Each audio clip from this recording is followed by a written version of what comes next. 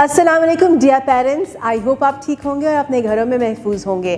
और आपने अपने बच्चों को ये आदत डेवलप करनी शुरू कर दी होगी कि जब भी वो घर आएंगे सबसे पहले वो अपनी डायरी निकालेंगे और आपको दिखाएंगे कि आज उन्होंने स्कूल में क्या किया है।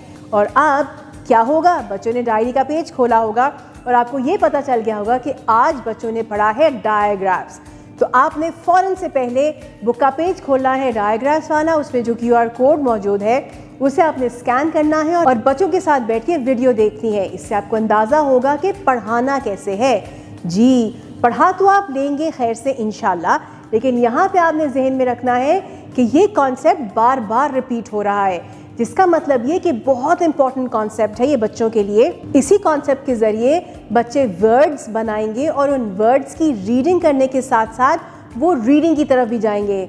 जी, तो उनकी रीडिंग बेहतर करने के लिए आपने घर में उनकी बेतहाशा प्रैक्टिस करानी है। उस प्रैक्टिस के लिए आपके पास फ्लैश कार्ड्स होने चाहिए, आपके पास पिक्चर कार्ड्स होने चाहिए और आपके पास अपने मोबाइल में वर्ड गेम्स होनी चाहिए। और आपने बच्चों के साथ बैठ के ये गेम्स खेलनी है ताकि बच्चे सही अंदाज में इस चीज़ परफॉर्म कर सकें।